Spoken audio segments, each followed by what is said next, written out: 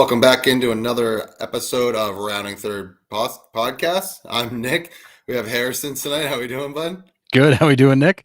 You're getting all those fumbles out early. Here we go. It was a long week with all that news, right? I mean, so much news. I mean, a lot of like little stuff, but we'll get into it. But first, make sure you follow and like us on Facebook. You can also subscribe on YouTube.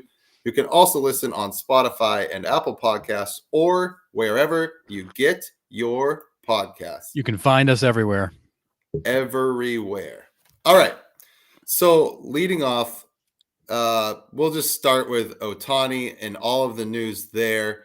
We got some teams out. We've got some new teams possibly in. So in a nutshell, no one knows what the hell's going on still. So the teams rumored out are the Red Sox, Rangers, and Mets. I mean, kind of figured the Mets would be out. He doesn't want to go to a non-contender.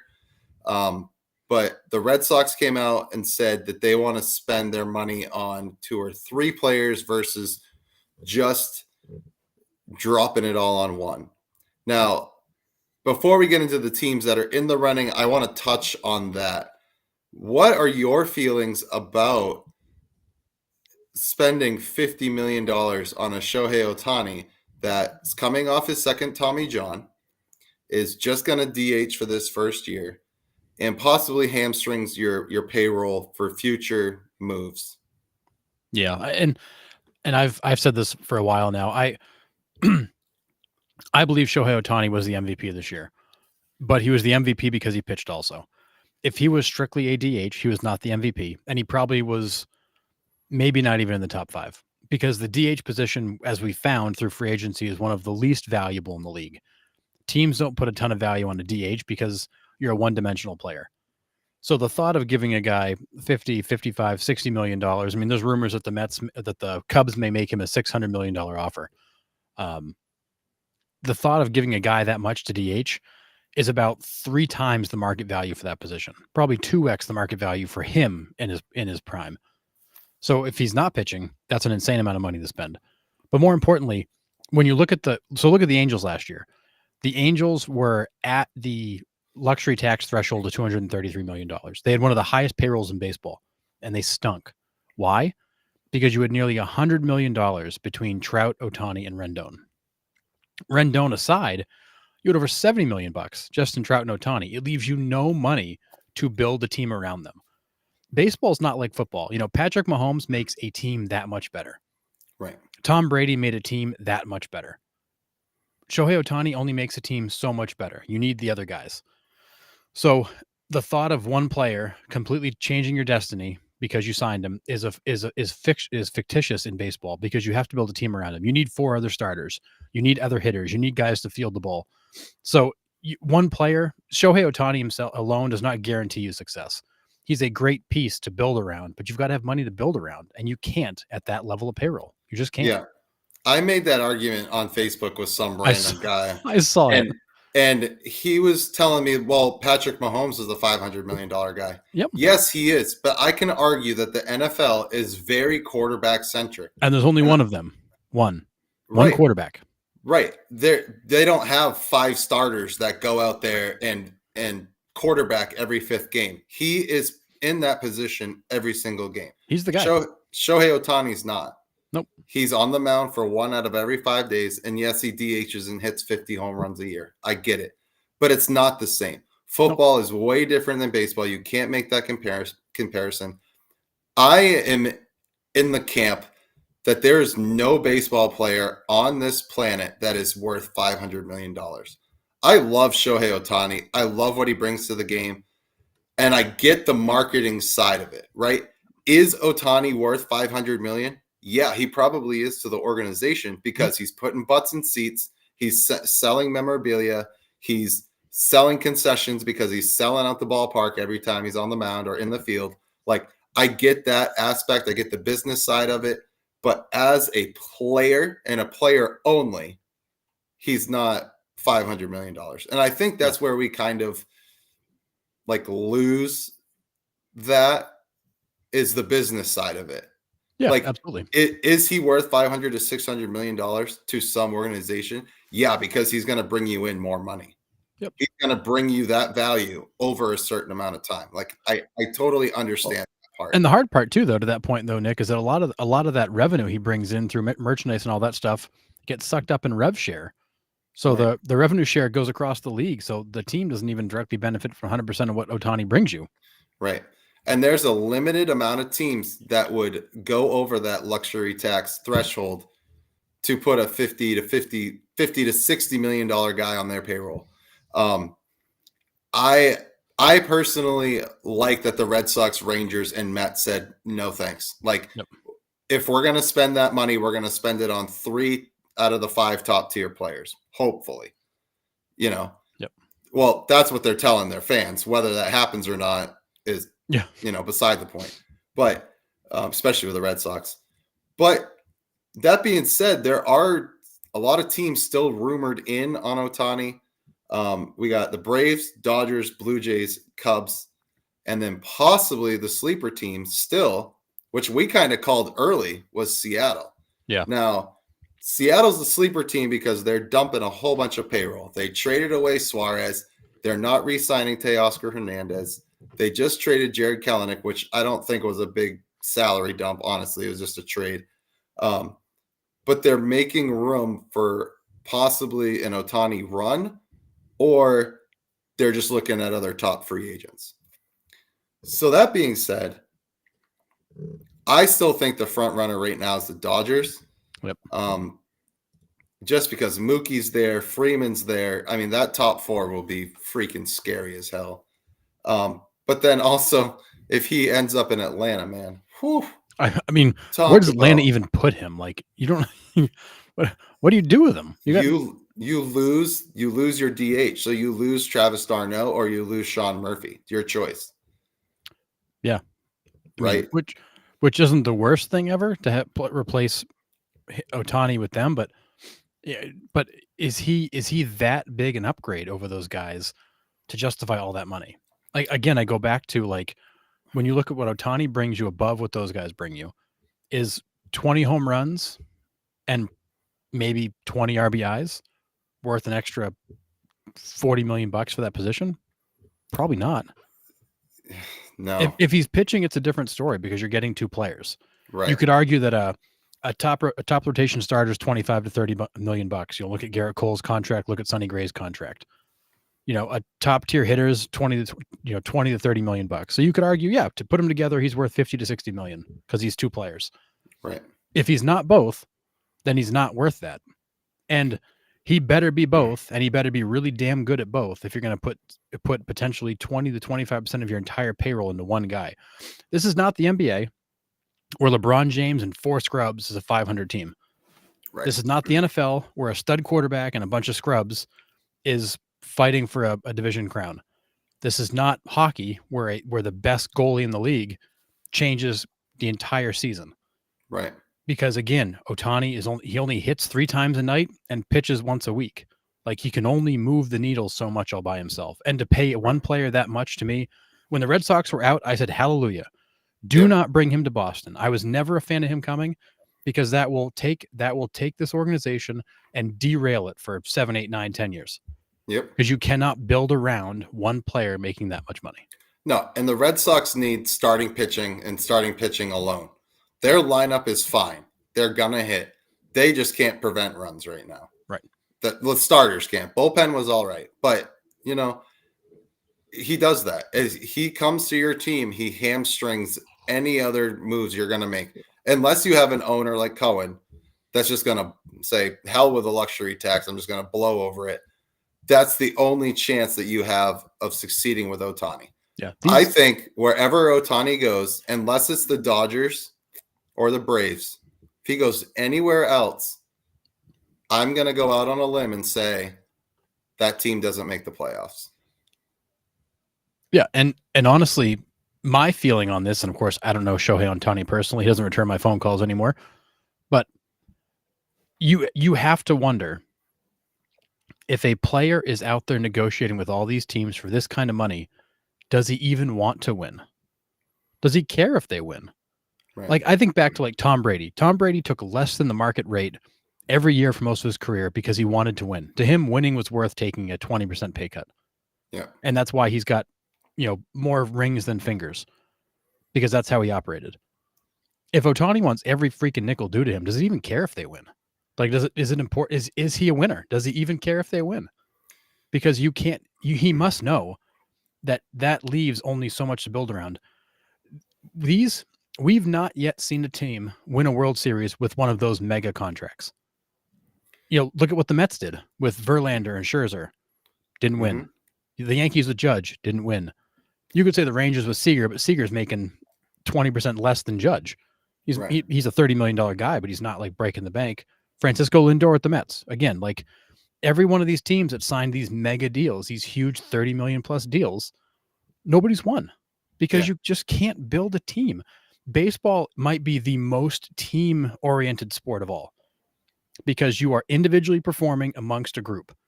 Right. In the NFL, Tom Brady made the Patriots better for years. He made the Buccaneers better for a long time. Patrick Mahomes makes the Kansas City Chiefs better. LeBron James makes the Lakers they have a measurable impact. Right. In baseball, you can only do so much. Right. Yeah, I mean, it was the running joke all of last year, the year before that was, Mike Trout and Shohei Ohtani combined go 7 for 8 with 7 home runs and 7 RBIs, and they lose 12-7. Right, because they got nobody else. Right, and that's, I have a feeling, unless Ohtani ends up on the Braves or the Dodgers, if he goes, say, Blue Jays, Cubs, or Seattle, which are the other 3 that are supposedly quote unquote in it, they don't make the playoffs. They might sneak in the playoffs, but I think they struggle. I think they're hamstrung for years to come. Yep, I would argue the same thing. I would say teams looking to sign him are in one of 2 camps. One, they have so much money it doesn't matter, and they plan on far exceeding the luxury tax with their payroll. Great, you can do that and pay through the nose. 5, 7, 10, 12, 20% surcharges. Great, do it. The Mets tried it this year. It worked out terrific. It worked out terrific for them. So it's one of 2 camps. You're either signing him, knowing full well you're going to blow your budget for a long time. You're going to be $300 million plus to build a winning team. Or 2, you're not signing him for baseball reasons. Right. You're signing him because you want the marketing money. Yeah. Great. Then be a 500 team like the Angels have been. Put butts in seats, sell a bunch of jerseys, get a bunch of international headlines, but you'll be irrelevant when it comes to the competitive landscape for a while. Yeah, I don't know what else to add. I mean, there is no baseball justification for giving a guy 50, 55, 60 million bucks in a season. There's zero justification for it. I don't care what stats you want to quote me, what angle you want to play. There's no justification for throwing that much money at a single player. I fully agree wholeheartedly. I just to bring it back again, I'm glad the Red Sox, Rangers, and Mets were like, no, too much. I'll get 3 players for the price of that, and 3 players that will help me win more consistently than him giving me that 1 start on the mound, not until 2025. Yep. So yeah, I'm with you there. So yeah, I'm good. I'll take 2 or 3 players for that payroll and be a better team. Yeah, we'll move on from him. So supposedly there's gonna be news coming out this week. That's the rumor that he could possibly sign this week. We should know more.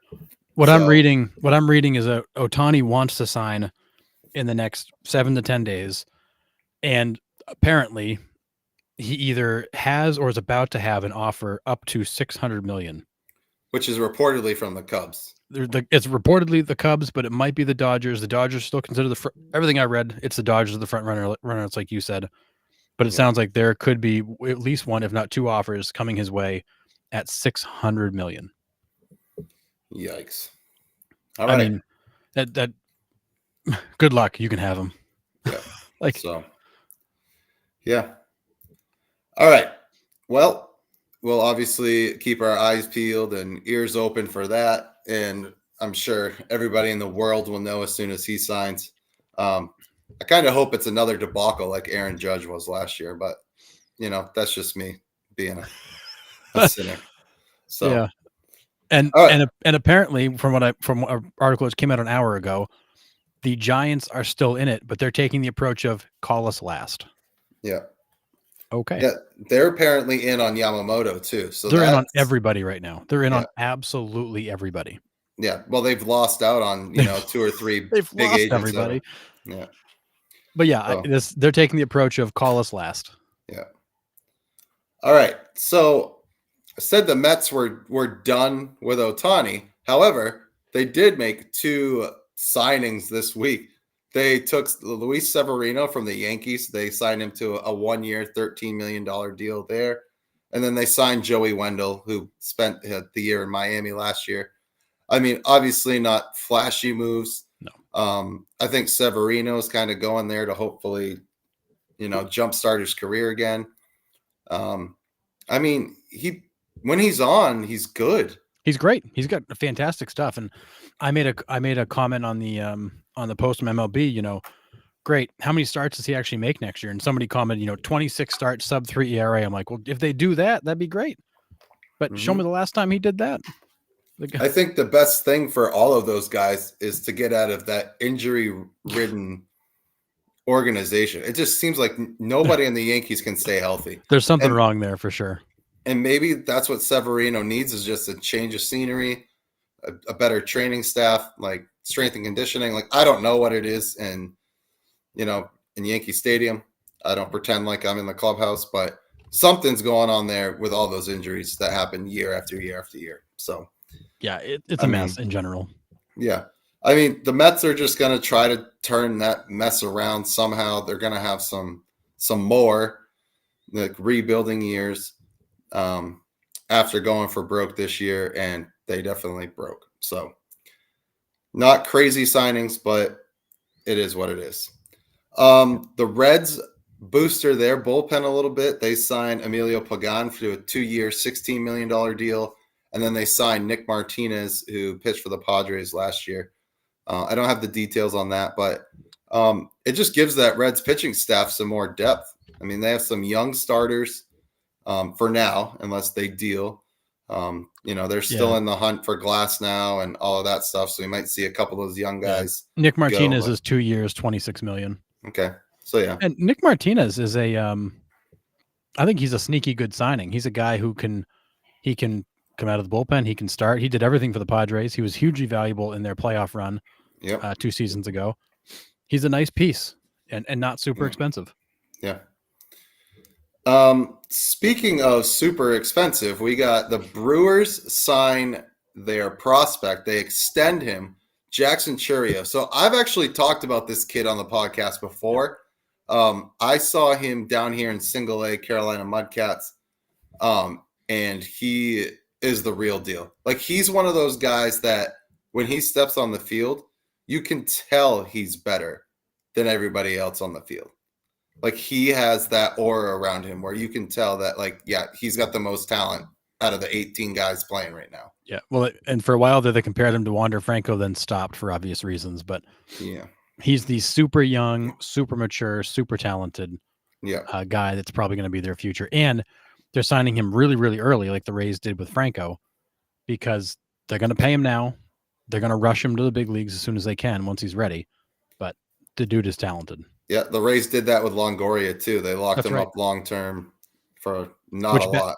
When they did with Longoria back then, that was like the first time anybody had ever done that. They're like, this is crazy. Now teams are doing that more often with these young studs. Yeah, because you're stealing what their value could be worth is pretty much what you're doing. Yeah, you're paying them early so that they're making the same money, but you're able to spread it out versus having to sign that mega contract when they become eligible. Yeah. Yeah, so he signed for 8 years, $80 million extension, and he hasn't even seen a big league game yet. But can he even buy a beer? Possibly. I'm not sure his age, but he's good. We're gonna see him. He's gonna be up there soon. Yeah, he's the number 2 overall prospect in baseball. So yeah, absolutely. He's 19, so no, he can't buy a beer. No, if he goes to Canada, he could. Yeah, 5'11", 165. The dude does it all on the field. Yeah. It'll be fun to watch him when he gets up. But yeah, just another young rookie signing an extension when you haven't even sniffed the major leagues. Is that a gamble? Sure. It's always a gamble. But You're also locking him up. You're not having to worry about arbitration if you get him up, in the next year or two. Right. Right. It's all settled. Yeah. So At this point, he's been in your system for a few years. You have a pretty good idea what he can and can't do, what his trajectory might be. If you miss on this, then you've got to look at your player development people and be like, what happened? yeah, You guys know him too well to have whiffed here. agree. So other news, Gabe Kapler is joining the Marlins front office. So we knew he wasn't going to leave baseball, but he found a front office job in Miami. I don't know if it really moves the needle. I don't know exactly like what front office job he's taking. But hopefully that organization's moving in the right direction. Yeah, I heard it was going to be like an assistant GM job, and I think it might be a situation where they're going to kind of like let him get his feet wet and let him grow into the GM role. Because of course, Kim Ng left. Right. They were going to hire a president of baseball operations. They may not hire a GM. There's still some discussion about whether they do that or not. He may be kind of the de facto GM. And if I'm the Marlins, I don't mind having Gabe Kapler kicking around because Skip Schumacher just won Manager of the Year. His contract's up in a year or two. He may move on, and you've got a manager potentially already in the office. So, yep. All right. We'll get to him last. So Joe Kelly Fight Club spends another year in LA. So he re-signs with the Dodgers. That dude needs some heavy medication. He is a wild man out there. Yeah. Love it. I'm here for it. He is nuts. The Brewers brought back Wade Miley, 1 year, $8.5 million. I mean, doesn't good depth move. Yep, doesn't move the needle much. No, it's like Lance Lynn. There's a bunch of those guys that are going to make somewhere between $8 and $12 million a year. Nick Martinez, who's making 13, who are not going to alter the direction of your ball club, but they're going to be great back into the rotation guys who eat innings. Yep, and help you. And honestly, when you think about some of these championship teams, you need those guys. You need those guys that are going to go out, eat innings, save your bullpen, give you enough to give you a shot. Yeah, I look at the Rangers with Gray. Yep. How they used him. Like that's kind of like what Wade Miley's role will kind of be. Spot start out of the bullpen, all that stuff. You need those flexible guys that can pick up the slack when it's needed. Yep. Jared Kelenic, I mentioned it briefly. He's going from the Mariners to the Braves. Depth piece for the Braves. Yep. I don't think much of a salary dump for the Mariners. I mean, I'm sure it helps. But he's they dumped significant salary because of the guys going with him. Right. Yeah. Because they sent 3, I think, and they got back. Yeah, they dumped like 20-something million bucks a year between the 3 players. Most of it was with the 2 pitchers that went. I'm blanking on their names, and Jared Kelenic, this is the second big trade he's been part of. The guy is only 24. Yeah. Like, I feel like that guy's been around for a long time. Yeah. He was in the Robinson Cano trade. Like, he was a centerpiece of that. He's only 24. Yeah. He hasn't really lived up to the expectations either. Like he was just in glimpses. Yeah, he was supposed to come up and make big, immediate impacts, and he's had stretches where he's been hot, but hasn't really been consistent. So it'll be good for the Braves because with them probably not re-signing Eddie Rosario gives them an outfield piece. But yeah, just another interesting move from the Mariners to see what they do. The Braves have already announced that it's likely that Marco Gonzalez, at a minimum, will not remain with the club. He'll be moved. Yeah. And the other pitcher, the other first baseman, Evan White, will likely be moved as well. So they wanted Kelenic, and they're going to dump the other guys. Yep. And then they traded. The Braves gave the Mariners, Jackson Kowar, and that was the guy that they got from Kansas City in the Kyle Wright trade. So Jackson Kowar was going to go to Atlanta, and now Atlanta's like, nope, we'll send him to Seattle. So, yeah, Kowar and Cole Phillips. Yeah. So, yeah. All right. Let's get into the other big topic here in Juan Soto trade talks here. This is also an absolute mess. We'll start with the Yankees. They were talking back and forth pretty heavily. And the Padres wanted like 7 players for Juan Soto, and it would have sent Juan Soto and Trent Grisham. Those were the names kind of like thrown around. And then Cashman actually doing, I believe, the smart thing, being like, no, because we're not sure Soto's going to sign an extension he's not worth 7 players in a deal. No, and Juan Soto has made it very clear, and that's why the Yankees right now, an article that came out about an hour ago, the Yankees are right now stepping back a little bit because Juan Soto insists, I will go to free agency. I am not going to talk contract. I'm not going to re-sign early. I'm going to go to free agency, which is really hurting the Padres' stance because, to your point, how do you get that kind of a haul for a guy who's a 1-year rental potentially? Yeah. And how confident are the Yankees that they'll convince him to stay? If he's telling you right now, I'm not talking contract, I'm not signing, I'm going to be a free agent, you can bid on me like everybody else. Do you get a warm and fuzzy the guy's looking to stay there long term? Not really. Nope. I mean, if I was Juan Soto, Yankee Stadium's where I want to go with that short porch. Oh my goodness. And then his opposite field power would play great there too. Yeah. And in other ballparks in the AL East. I don't know, man. It's silly to ask for 7 knowing that he's not going to stay. Yep. That's silly. But possibly the Phillies are in on it. The Mariners could be in on it because of, all of the moves that they're making. It wouldn't surprise me. And then the Blue Jays are also in the talks for both Soto and Ohtani. That'd be wild to land them both. That'd be absolutely insane. I don't know where the Blue Jays' money is status-wise, like with Bo Bichette, Vlad Guerrero. But that would be a scary 4 if somehow in some universe those 2 ended up in Toronto. My goodness. Yeah, it is funny. And so the Padres are in an interesting position here because apparently the Padres are in a cut payroll mode.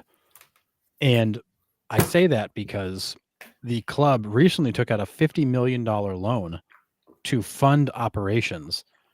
And with the recent passing of the owner, Peter Seidler, they don't have access to the funds they used to. Now it's all tied up in his estate.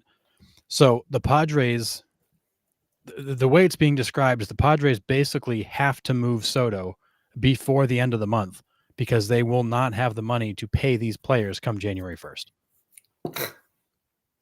So the Padres went for broke and made it, kind of like the Nationals a couple years ago, who damn near went broke too. The Padres are living on credit because they can't afford what they've done. So this is not for the Padres. This is not like we'll trade him if we can get a good package. It's he has to go. Let's get as much of him for we can, but we're going to have to eventually cave and let him go. And all the rest of the league knows that.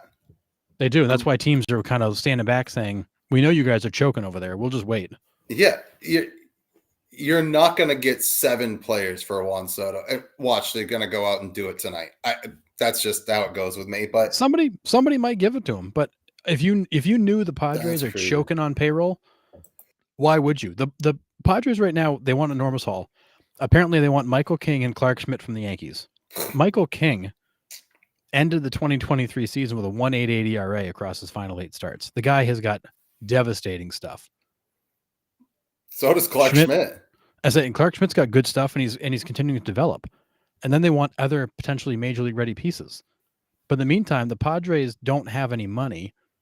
Their ownership is in trouble because the primary guy passed, and now his estate's all kicking in. Like the Padres are in bad shape. They're in really, really bad shape, and they're going to have to do something. So if somebody gives them the haul they're asking for, they're crazy. Because at some point they're going to fire sale him. Because they're going to have to. Yep. And he may not. And what I'm hearing is he may not be the only guy traded. They may have to unload somebody else too. Yeah. It wouldn't surprise me. I mean, who else has got big contracts on there? Bogarts. You got Tatis. Yeah, Bogarts, Tatis. You've got Snell's gone now. Darvish. They signed to 6 more years. Yep. I don't know. Cronenworth still might be under arbitration. His wasn't huge. Yeah, his wasn't huge. But yeah, it wouldn't surprise me if they just fire sale at home. Machado. Yeah. But people aren't just gonna willingly take these guys. Like you're gonna have to call in some favors to dump that kind of payroll. Yep. And it could be a deal like where the Red Sox got rid of, David Price and Mookie Betts and that, Yep. And we didn't really get a big haul for them. Yeah. You can have Juan Soto, but you got to take Xander Bogaerts. Yep. So But you just got to be careful with that they're not eating the money too, because the Padres can't afford to eat the They money can't. to get rid of those guys. So The Padres are going to have to crazy. come off their ask because they're going to need somebody to take all the contract. So they're going to have to give something up. You can't have it both ways. And that's why the 7 Yankees are players. apparently backing off, going, "That's too rich. You guys come back to us when you're realistic." Yeah. Yeah, it's like that negotiating, like you're selling something and you always sell high and then talk them down. Yeah. But I mean, 7 players is a crazy first ask. Well, especially when you're looking for 7 guys that are either MLB ready or top prospects. Yeah. Like, and like you said, if it was a sign and trade, if he signs this extension and then you trade for him, it's way different. 100%. Right? Yeah. And it's not that. It's like when the Padres traded for him, that he came with 3 years of control.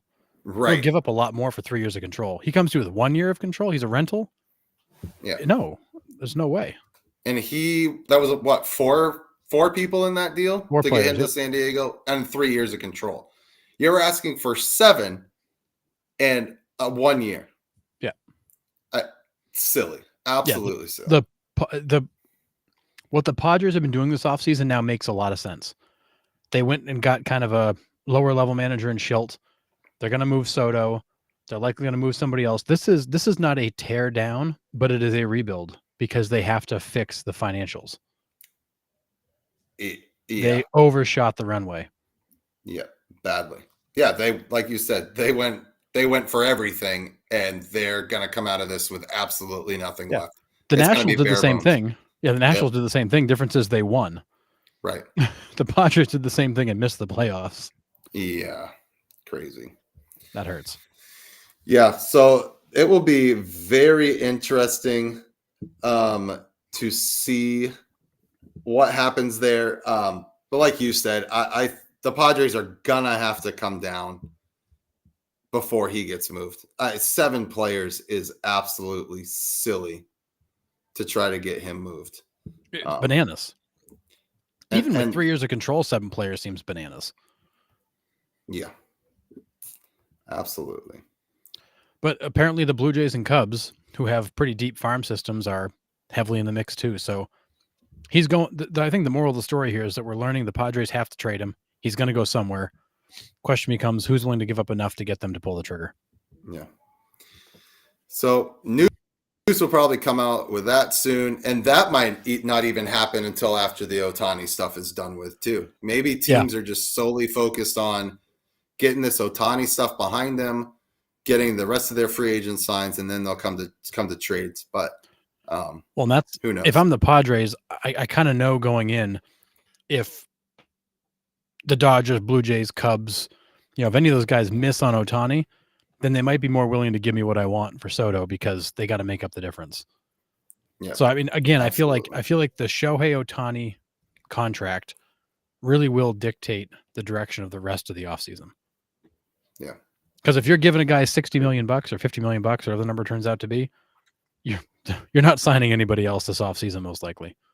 You're done. No. You're full. Yep.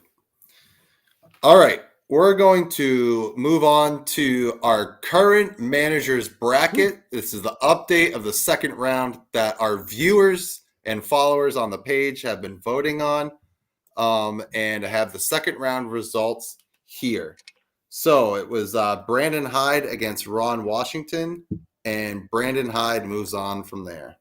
For sure. Brandon Hyde is a stud.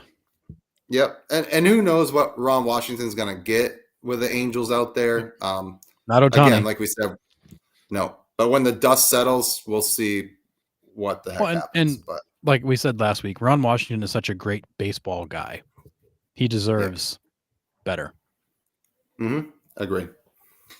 Second AL matchup was Scott Service of the Mariners against Kevin Cash of the Rays. We had one solo vote for Kevin Cash, and that was yours truly, Harrison Smith. Everybody else voted for Scott Service. I think I'm just over Kevin Cash and the Tampa Bay Rays. I think I don't know how to say this. He is a product of what the farm system develops as much as I don't really think he manages that team as much as the organization kind of manages most of it for him, if that makes any sense. Yeah, I think Kevin Cash gets kind of a bad rap. I think that the Tampa Bay Rays are a player development machine. They just like stamp these guys out, they print them, and they run them to the major leagues. I don't know how the hell they do it. They've cracked the code that nobody else can. But at the same time, the Mariners are doing something similar with Scott Service. They're running young players to him all the time too. The difference is, I feel like when you look at Kevin Cash, and trust me, this was a hard one for me. I think Scott Service is a fantastic manager. You know, he might be a top 5 or 6 guy in baseball, but Kevin Cash is consistently given damn near a new roster every year. Like there's those guys, there's not a lot of consistency there. It is constantly turning over, constantly new players. And he's putting them in, making it work, and winning. Now, is he given a boatload of young talent? Yes. But young talent, as we talked about all the time, is a lot different than proven talent. You've got to get them to perform at that level consistently. And for whatever reason, I think Kevin Cash does an awesome job managing young players, managing that farm system as they come up through, and turning what is a mix of talented young guys into a winner every single year. And I don't think he gets enough credit for what he does, because he, you know, every year it's like, oh, he's got McClanahan, he's got Glass now. Like he's given these studs. But at the same time, he's working with new players every year. Every freaking year, it's new faces. And every freaking year, they go win 95 plus games. Yeah, it's a fair point. I mean, I went with Service because since he's been there, he's completely flipped that Mariners culture. And they are a competing team, a winning team, and they don't accept losing out there. No. And Service has definitely flipped that on its head. And I'm glad for Mariners fans that they got somebody settled in that seat that won't tolerate losing. So I love that. And don't get me wrong, love Scott Service. Against anybody else, I'd vote for him. But I do feel like Kevin Cash I think we're all tired of seeing his name in the manager of the year voting every freaking year. I think we're all tired of that stuff. Everybody remembers him taking Blake Snell out. Like he's, you know, he kind of, I feel like he gets a bad rap, but he does an excellent job with a constantly revolving roster of young players. Yeah, that's a great point. All right, AL matchup number 3, a good old rivalry. Alex Cora against Aaron Boone. Ugh. So, didn't really want to vote for any of these, but Alex Cora wins in a landslide. Boone got 2. Yeah, Boone got 2 votes. Cora got the other 17. I got nothing to say on that one. Moving to the next AL matchup, AJ Hinch, the cheater, against Bruce Bochy, the current reigning World Series champion. No shot. Bruce Bochy wins that one. Did anybody vote for Hinch? One did. Yeah, that's too bad. Yeah. Who is it? We should just like throw them off of our page. I don't know. But yeah, crazy. If it was you, we're done. It was not me, I promise. So I won't pick for any of those ex-Astros trash can beating people. So all set with that. Can bangers. Yeah, all set. All right. Now over to the NL for matchup number 1, Skip Schumacher against Bob Melvin. This was a little bit closer, but Schumacher takes it. So Schumacher over Bob Melvin. As he should. Melvin had a rough year last year.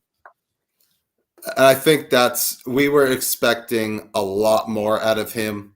Yeah. Going to San Diego with that roster. How do you not win with that team? How do you not win? There had to be. We'll get into it. I think it's Tatis. I think it's Tatis alone. And he brought so much distraction to that team with the offseason crashing his dirt bike, breaking his wrist, trying to get back. Now it's PEDs. He set a bad taste in that clubhouse, and I think it just spiraled out of control, and Bob Melvin couldn't catch it. I honestly, I think that was the sole reason they couldn't compete. Well, then you had all the infighting, the reports about Manny Machado being a poor leader, and I was just going to bring so much stuff came out. as much as a talented player Manny Machado is, could be top 10 player in baseball. I've heard reports that he's just not the clubhouse guy you want. And there's no player less likable in baseball than Manny Machado. Yep. Between And the that's what I dirty was gonna get slides to. and stepping on people's ankles at first base, and like he is just a dirty, dirty ball player that unless he's on your team, you hate him. Yep. Absolutely. So, all right. Matchup number 2 in the NL was Torey Lovullo against Davey Martinez. And Lovullo wins pretty handily there as well. As he should. Yep, he should. He had an incredible year with that Diamondbacks team that completely overachieved. I love Davey Martinez. No knock on Davey Martinez. He's great. He is in the right spot right now with that Nationals team.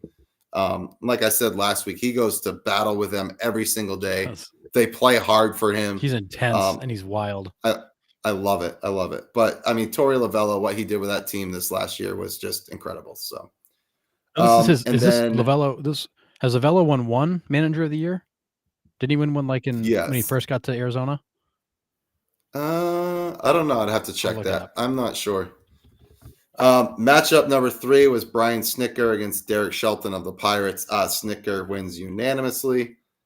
And then we have a tiebreaker here that I am going to just pull the trump card on.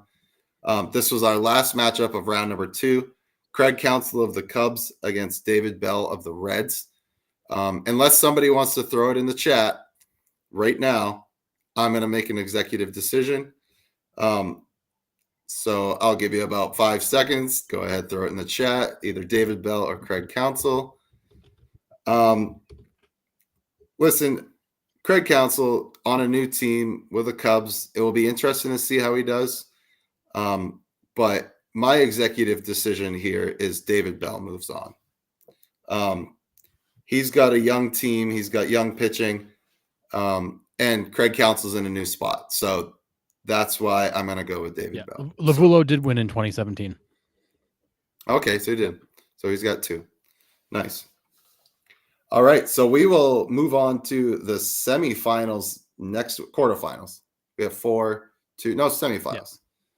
So we will post those throughout the week. And again, I'll try to get that updated bracket. I'm still trying to, me being computer illiterate, can't get it transferred from a PDF to Facebook. So that's just me being, like I said, we'll work on it. Illiterate. So anyways, all right. We have not trivia tonight, Harrison. We have top 5 lists. These will be fun. Okay. These will be fun. I like this. So you got to give me the top 5 for each category that I'm going to give you. Oh boy. Okay. So the first one, I'm going to give you a hint. They're all to do with this year. Oh. Except for the very last one. Okay. Okay. So 2023, give me the top 5 strikeout leaders. Oh, geez. Kyle Schwarber. No, pitching. Oh, pitching. Oh, sorry. my mind was. Okay, sorry. We're gonna ask that again. Across all of baseball? Across all of baseball, give me the 2023 pitching strikeout leaders. Garrett Cole. No. Blake Snell. No. Are you kidding me? Is this rigged? Or what are we doing here? No. Strikeout leaders. Come on, man. I thought I had him too. Here I was feeling so good about myself. Right. Zach Wheeler. No. Aaron Nola. No. Are you kidding me? Dead serious. Braves, number 1. Come on. Strider, duh. Yeah, Spencer Strider. How was Cole? Diamondbacks. How was Cole not in there? Zach Gallen. Spencer Strider. Zach Gallen, 220. Spencer Strider, 281. 281 is ridiculous, by the way. Yeah. Number 3 is a Ray. McClanahan? You might not get this one's a tough one. Zach Gallen, so 186. Oh, yeah. Blue Jays. Gosman. No. Another right-handed starter. Wasn't Alek Manoah. No, not him. Came from the Mets. Oh boy. You got it. I do. Not Bassett. Yes, Chris Bassett, Thank you. 186. I'm like, Chris, what's his last name? And then the guy that did not make the top 100 of our list for the Cubs, Oh, Justin Steele. Justin Steele, 176. Yep. So Wait, hang on. 176. Mm-hmm. Like Blake Snell at 234 Ks. I must have looked at a different list then. Yeah, so I don't know what list I was looking at then. Weird. So the top 5 that I had, which is why I jumped to these first 2 guys because they were the Cy Young guys. Blake Snell 234, Garrett Cole 222. They were 4 and 5. What list was I looking at then? Pablo Lopez was 3rd at 234, Gosman at 237, and then Strider at 281. I must have been looking at a completely different list when I put them in. I was doing it at work. I was like, how are Snell and Cole not on that list? Okay. We'll just scratch that one. That's my bad. Right, moving on. Okay. I was like, that's why I just pulled it up. I'm like, there's no way. Snell and Cole were like, I know. After you said it, I was like, wait. Well, whatever. My bad. Lucas Giolito was 13th with 204 Ks. Okay. So something was way off there. Anyways, I could have been looking at like whip leaders, but then just put down their strikeouts or something like that. Whatever. All right. Good. Moving on. Your 2023 stolen base leaders. Oh, well, Acuna. Acuna, 73, number 1. The guy from the A's. Yep. Oh my God, what was his name? Esteury Ruiz. Thank you. I keep wanting to call him Estuary, but yeah, that's what it looks like. Yeah, he had 67. Ruiz. I know Corbin Carroll was up there. Corbin Carroll, number 3, 54. Bobby Witt was a 30-30 guy, or almost a 30-30 guy, right? No, 30-30. He was 30-30, almost a 30-50. He had 49. All right, and then 5th. Julio? No, this guy's on the Nationals. Oh, the shortstop. Abrams. Yes, CJ Abrams. 47. He was fun to watch live. That dude is talented. Yeah, absolutely crazy. All right. Now I'm just not confident with these other lists now. Well, you were good on that one. Yeah. All right. 2023 hit leaders. Hits. Okay. Well, I mean, Acuna's got to be up there. Yeah, 217. Freddie Freeman. Yep, 211. Luis Ariz, who hit 350 something. Yeah, he has 203. Semien was up there, right? We talked about that. Yeah, 185 hits. Mookie? No, not Mookie. Bobby Witt? Nope. Seattle. Oh, Julio. Yeah, and he had 180 all in that 1 week span. I was going to say he did them all in like 2 weeks. It was ridiculous. Yeah. All right. Give me the top 5 2023 saves leaders. Oh, that's going to be a tough one. Well, Class A was up there, but he also blew a bunch. Yep, 44 saves for Class A. Devin Williams? Yep, number 5 with 36. Oh, wow. Was Seawald didn't make the top 5, did he? Nope. And Bautista didn't either because he was hurt. Yep, not him. Bednar. Yes, number 3 with 39. That's a lot of saves. He's actually tied with the second place guy with 39. Too. Gotcha. San Fran. Duvall. Yes, 39 for him. He's a monster. Yeah, that sidearm 3/4 slot at 102. First time I saw him, I went, "Oh my goodness!" Yeah, you can't touch that. You're missing one more. Yeah, Hader wasn't up there. No. What team? Reds. Oh, Reds. Oh, what is his name? He's a brother. Oh yeah. Diaz. Yes, Alexis Diaz, 37. Yeah. Okay. It's like Oh, boy. So who? So it was Class A. Class A with 44. Yep. Duvall and Bednar both with 39. Alexis Diaz with 37 and Devin Williams with 36. Wow. Yeah. I bet All right. Williams probably had the best ERA of that group.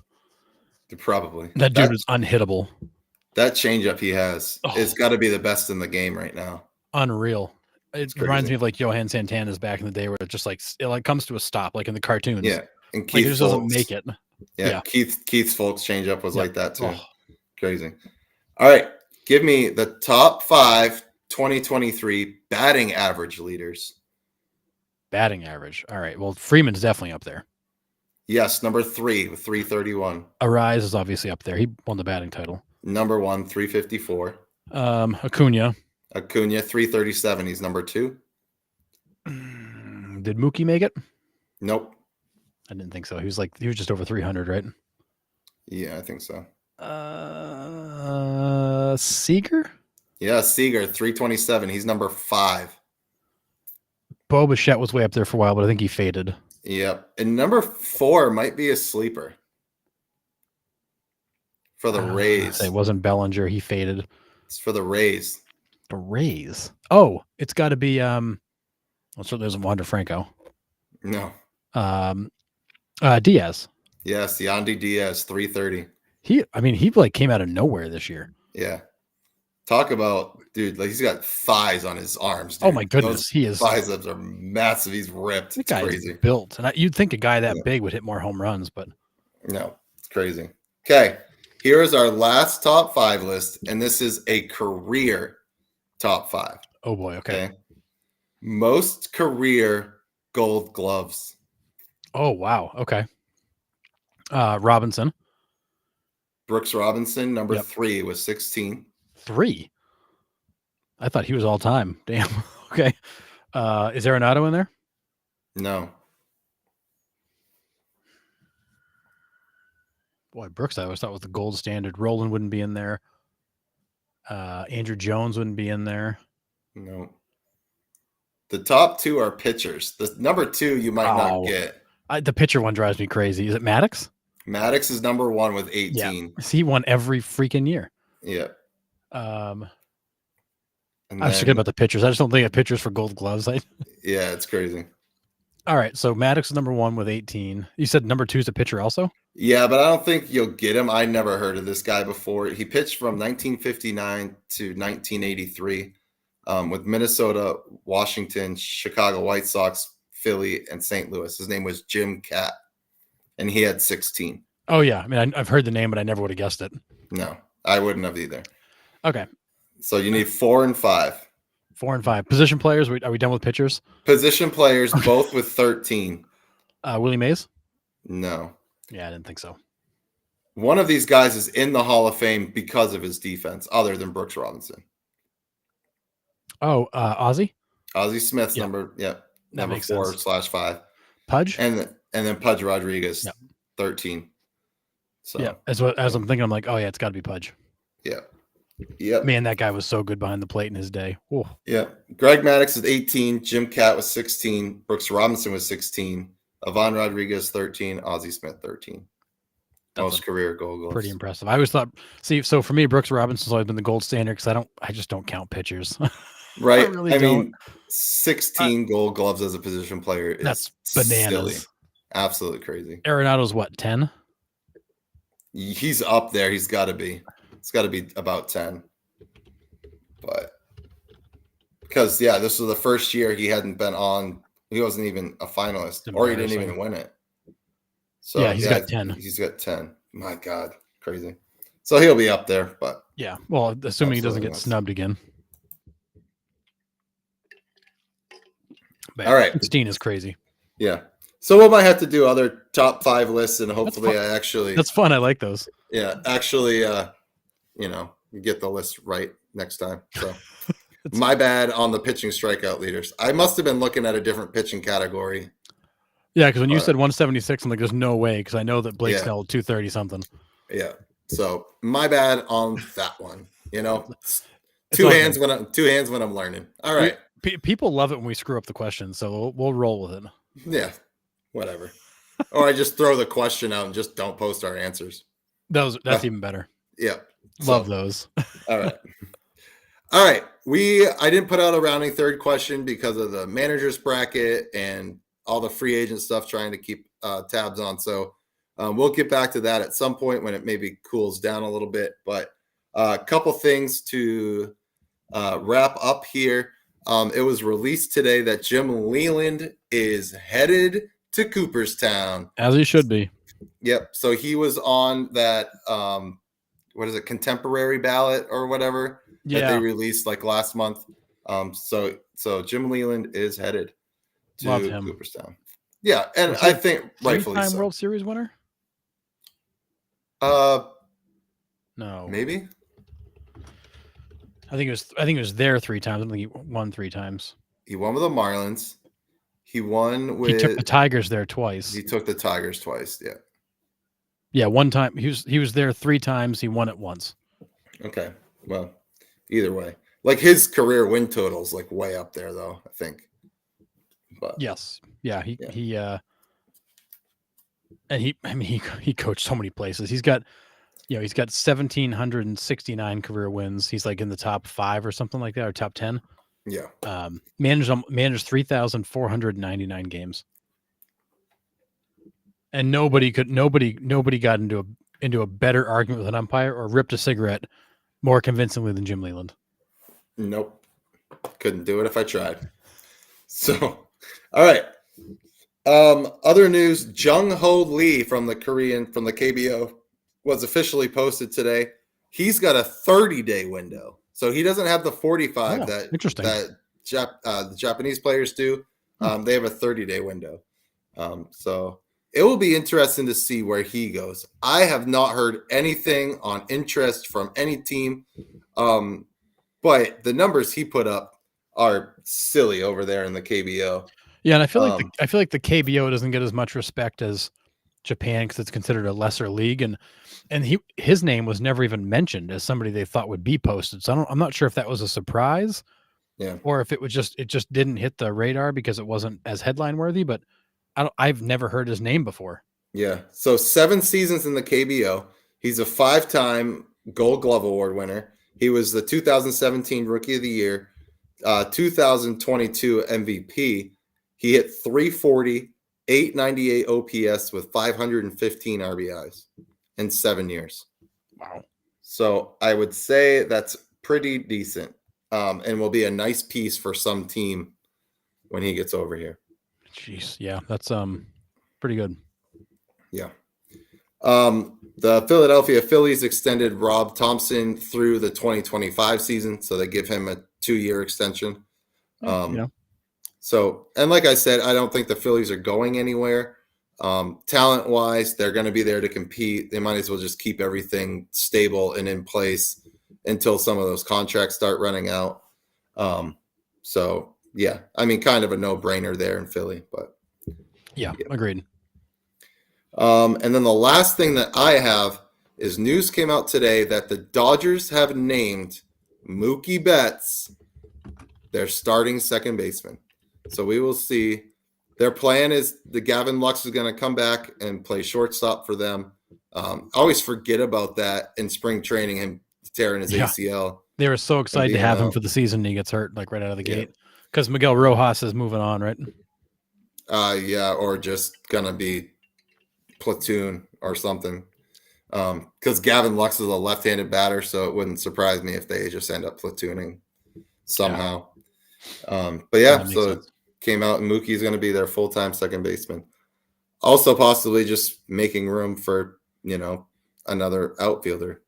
So it gives them a lot more flexibility in the free agent market, having Mookie be able to play the outfield and the infield. So yeah, and you put Mookie at second base. There's a belief that it might prolong his career a little bit by getting him out of the outfield and letting him play second base, but he was really good there. Yeah. And imagine having that kind of bat at second base. Yeah. I mean, holy cow. He immediately becomes the best second baseman in baseball. So people forget, and they forget all the time. They're like, oh my God, Mookie's such a great second baseman. Newsflash, he got drafted as an infielder. He Right. played second base in the Red Sox organization, Yep. and he wasn't going to get called up to the majors because Dustin Pedroia was there. So he had to learn how to play the outfield. It just happened to be Gold Glove caliber Yeah, outfield. he's just that But- talented. Right. But people forget how many hours he trained in the infield. Yep. Like, of course he's going to be good. He's a freak athlete, but that's where his first position was second base. So people are just, they're so shocked that he's going to be in the infield. Like, I'm not. He's been there before at Well, this level. And he was always an emergency utility guy if they needed him. The Red Sox could have always pulled him back into the infield if they needed him. And I think there were a couple situations where in games he did get pulled into the infield for like an inning late in the game when they had to make some changes. But Yeah. that's the thing most people forget is that, to your point, he was an infielder. Yeah. He was always an infielder, and he only moved because Pedroia was blocking his path to the majors. Right. So, yeah. So really, I mean, it's Dustin Pedroia's fault that Mookie ever even played the outfield. right. Way to go, Dustin. Yeah, nice job, Dustin. But yeah, I mean, it doesn't shock me. Like I said, the guy's a freak athlete. He's gonna play there. He's gonna play Gold Glove caliber second base. Like it's no brainer, really. And he was so good in the infield. He played 60 or 70 games at second this year. He was really good. He started at short a couple of times. He did. He played like 13 games at short. Yeah, crazy. So yeah. All right. Anything else from you? I got a few things real quick. So All right, let's go. there were some rumors circulating that the Astros may consider moving Alex Bregman. That's not going to happen. The Astros, as of an hour ago, are working on an extension with Bregman to keep him around. So Bregman will not be on the move. The Astros are going to lock him down. He's one of those guys that would look weird in another uniform. He really would. As much as I hate the Astros, he would look really weird in a different uniform. I feel like if you saw Bregman or Altuve or Yordan Alvarez anywhere else, you'd be like, this doesn't seem right. I'm still that way with George Springer. Yeah, it is weird to see him in Toronto. Yeah. It's strange for sure. And then like Justin Verlander with the Mets last year was weird. Yeah. But either way, so Bregman's going to stick around. There was rumors that Major League Baseball was going to pass some new rules to change the salary dumping that the Angels did last year when they just like randomly waived all those guys in September to save a bunch of money. Major League Baseball is not going to change the rules. If teams want to do that, it's their prerogative to dump salary in September. They don't like it. They don't want to see teams make that a habit. The Players Association hates it. But MLB is not going to change the rules on being able to waive players in September. I mean, that is kind of shitty to, you know what I mean? Even as a player, right? Like, yeah. You're expected to finish off the season, and then with like 3 weeks to go, they're just like, thanks. Like, you can go home early. Yeah, you dump 3 players to save a few bucks, and it just, the Players Association hates it. MLB doesn't like it. They're not going to change the rules because they don't feel like this is a problem yet, unless they see it become a problem. Yeah. So as of today, they're not going to address the issue, but they're hoping it doesn't become the norm. And then lastly, Billy Beane, famous for Moneyball, who's now working in the MLB front office, was diagnosed with leukemia. Oh, damn. So, yeah, I didn't see that. Yeah, that just came out today. Shitty. And sadly, one more thing to sneak in real quick. The Reds apparently are no longer trying to trade Jonathan India. Dang it. According to the reports out of the winter meetings, as of 45 minutes ago, the Reds are not in the market to trade Jonathan India. Now we're going to have to settle for Tim Anderson. What the hell? Yeah. Goodness gracious. Yeah, and the Red Sox are apparently linked to Blake Snell, but I don't believe it. I would love that. I would be shocked if he came to Boston. I would be shocked too, but I would love that signing out of anybody else that's out there right now. Has experience in the AL East. Yep. Not that it matters that much anymore with this balanced schedule. I mean, It still does. Don't get me wrong, but man, and the Red Sox need help.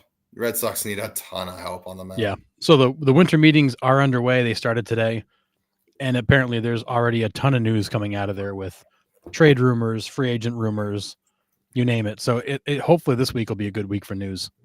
Yep. So we will keep our ears open, our eyes peeled. We will be releasing information as it comes out. So keep your eye on the page. Throw some videos and stuff out there as well. So just interact when you can. But yeah, we will see y'all next Monday at 8 p.m. Hopefully with some Ohtani news. Yeah, let's hope for a big news week. Yeah, absolutely. So before you go, just make sure you please follow us on Facebook. You can subscribe on YouTube. You can also listen on Spotify and Apple Podcasts. You can also follow us through our reels, like our reels, comment on our reels. We love the interaction. So keep it up. And we will see all of you guys next Monday at 8 p.m. And if you know a baseball fan, don't be afraid to share the podcast with them. They're That's dying right. for baseball news just like we are. Yep. See ya. Thanks. See